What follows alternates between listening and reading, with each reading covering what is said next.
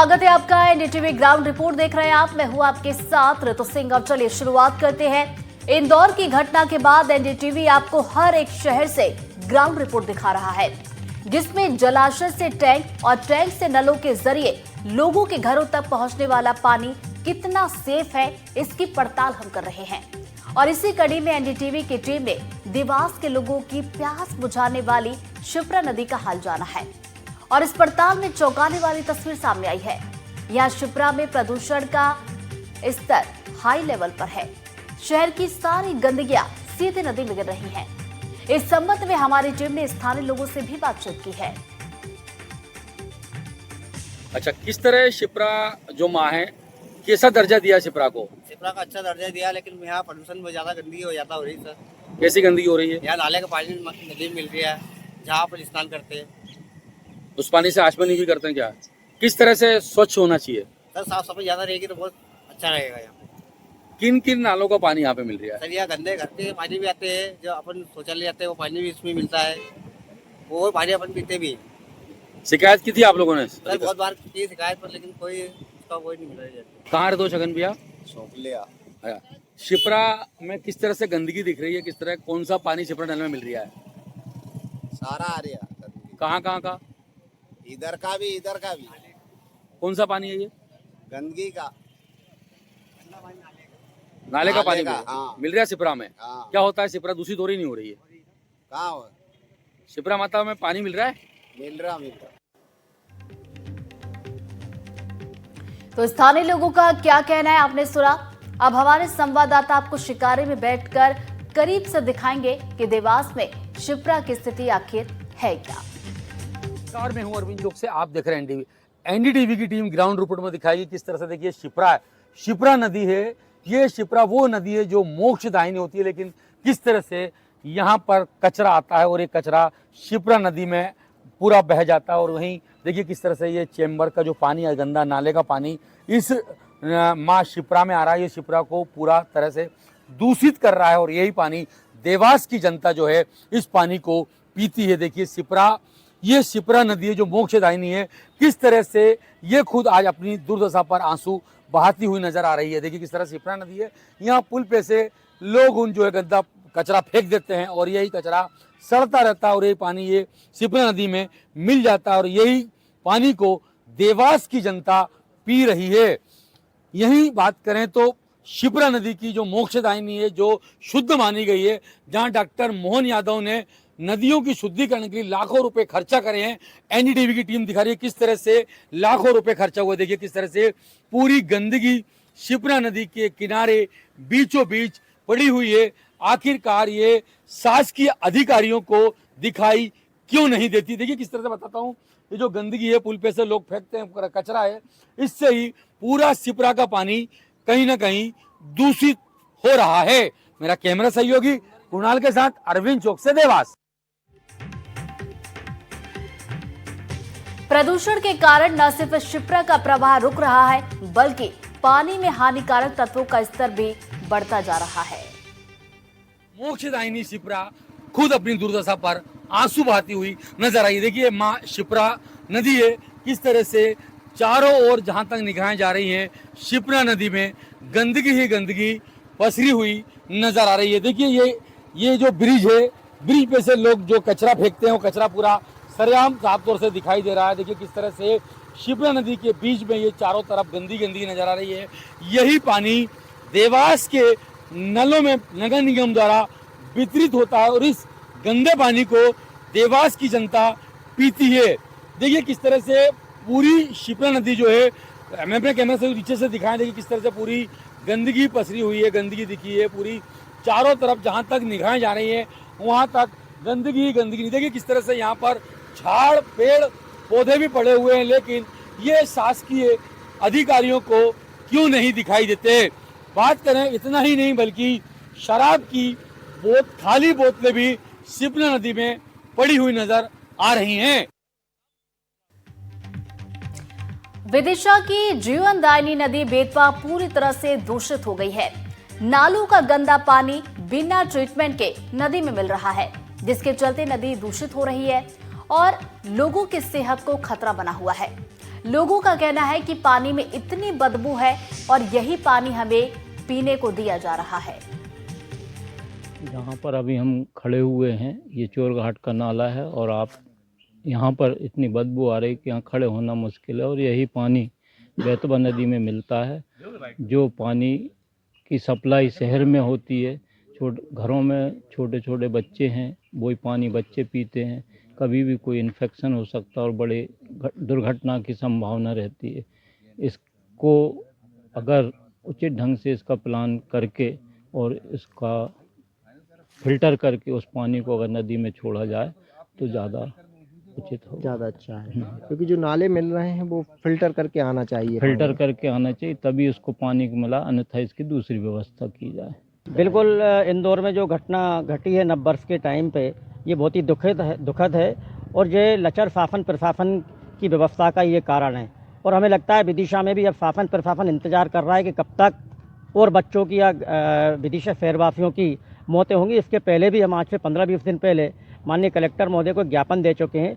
अगर आप देखेंगे विदिशा के मेडिकल कॉलेज सीवेज प्लांट होने के बावजूद आज तक चालू नहीं किया गया। वहाँ का जितना भी वेस्टेज मटेरियल है वो पूरा नाले के माध्यम पे हमारी पवित्र बेतवती नदी में मिल रहा है।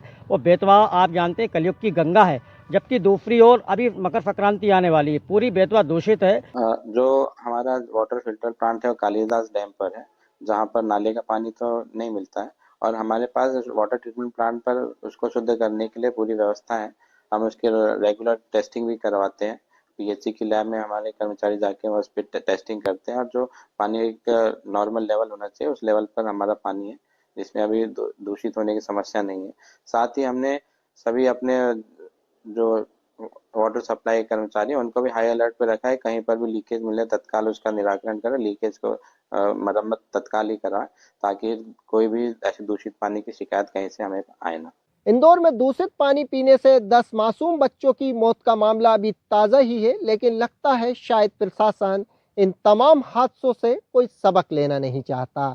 ये विदिशा जिले की वो तस्वीरें हैं जहां प्रशासन शहरवासियों की जिंदगी के साथ खुद खिलवाड़ कर रहा है।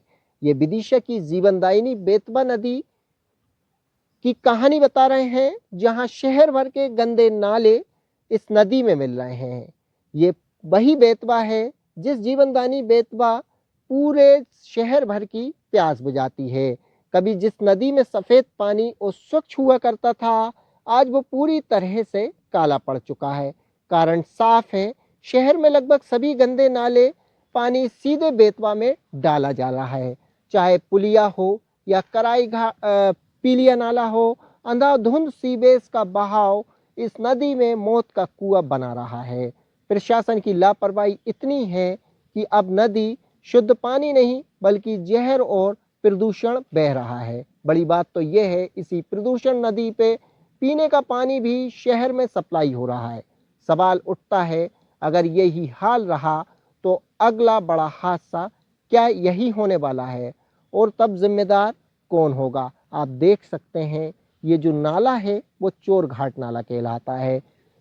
इस नाले के पास खड़ा होना भी मुश्किल है। बदबू इतनी है कि कोई इस नाले के पास से भी नहीं गुजर सकता। ये झाग देख रहे हैं, ये प्रदूषण का वो झाग है जो गंदा नाला आता है। ये चोरघाट का नाला है। ये सफ़ेद झाग देखिए आप किस तरह गंदगी का इतना जम चुका है। ये सफ़ेद झाग से होता हुआ जो गंदा पानी सीधा बेतवा नदी में आ रहा है। जो नाले मिल रहे हैं इन पर रोक लगाई जाए, लेकिन प्रशासन मौन है। शायद प्रशासन विदिशा में भी इंदौर जैसे कोई बड़े हादसे का इंतजार कर रहा है। कैमरामैन राहुल के साथ नवेद खान, एनडीटीवी।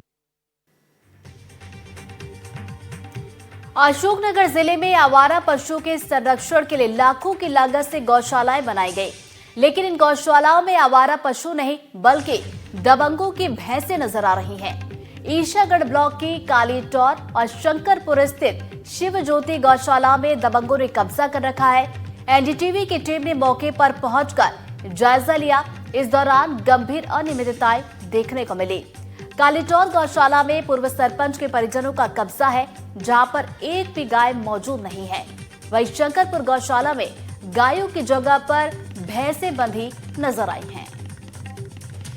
मध्य प्रदेश सरकार द्वारा गांव में गौशाला का निर्माण इसलिए करवाया गया था जिससे कि गायों का बेहतर ढंग से, जो आवारा गाय और मवेशी थे उनका बेहतर ढंग से रख रखाव हो सके। लेकिन यदि बात की जाए अशोकनगर जिले के ईसागढ़ ब्लॉक की, तो यहाँ गौशालाएं भगवान भरोसे ही नजर आ रही हैं। और यदि देखा जाए तो अभी हमने कालीटौर का निरीक्षण किया था, जहाँ पर पूर्व सरपंच का उस कालीटौर की आलीशान जो गौशाला बनी है उस पर कब्जा था और किसी भी तरह की हमें गाय नजर नहीं आई और वहां पर भी भैंसें नजर आ रही थी। और उसके बाद हम पहुंचे हैं शंकरपुर शिव ज्योति गौशाला पर, तो अभी हमें गायों की जगह यदि अंदर कुछ नजर आ रहा है तो भैंसें ही नजर आ रही हैं। ये किसी की भी हो, फिलहाल ये कोई बताने को तैयार नहीं कि ये भैंसें किसकी हैं। फिलहाल ये भैंसें इन गौशालाओं में नजर आ रहे हैं। तो कहीं ना कहीं एक बड़ा सवाल कि आखिर गौशाला भव्य तरीके से शिव ज्योति गौशाला तो लिख दिया गया है, लेकिन इस गौशाला में कहीं ना कहीं भैंसों का रखना तो एक बड़ा सवाल करता है कि आखिर इस तरह से प्रशासनिक अधिकारियों की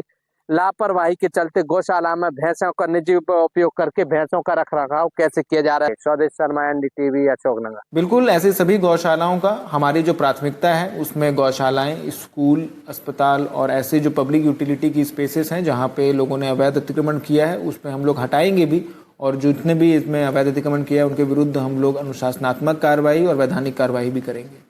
सर, देखने में आ रहा है कि ईसागढ़ क्षेत्र में कई गौशालाएं ऐसी हैं जिन पे कब्जा भी है और उनमें भैंसें, गाय घर की सड़क पे और भैंसें गौशाला में बनी हुई है, निजी उपयोग में आ रही हैं ऐसी गौशाला। बिल्कुल, देखिए ऐसे किसी भी शासकीय संपत्ति का निजी इस्तेमाल नहीं किया जाएगा। इसमें यदि कोई ऐसा करते हैं तो उनके ऊपर शासन निर्देश अनुसार हम लोग कार्रवाई करेंगे। दंतेवाड़ा से सामने आई ये हैरान कर देने वाली तस्वीरें सिर्फ लापरवाही नहीं है बल्कि सिस्टम की गंभीर विफलता की कहानी बयां कर रही हैं। जहां गीदम में करीब 20 करोड़ रुपए से ज्यादा के पीडीएस चावल खराब हो गए, 30,000 क्विंटल चावल में वेयर हाउस की लापरवाही से घुन लग गया। लेकिन प्रशासन अब इस चावल को फेंकने की बजाय इसे वापस बांटने की तैयारी कर रहा है, जिसके लिए करीब 50 मजदूरों को चावल की सफाई के लिए लगाया गया। एनडीटीवी की टीम ने मौके पर पहुंचकर जायजा लिया और मजदूरों से बातचीत की है। दर्जनों की तादाद पर लेबर लगे हुए हैं और ये जो मैं आपको दिखाऊं, ये फंगस लगा हुआ चावल है। इसमें कीड़े साफ तौर पे दिखाई दे रहे हैं।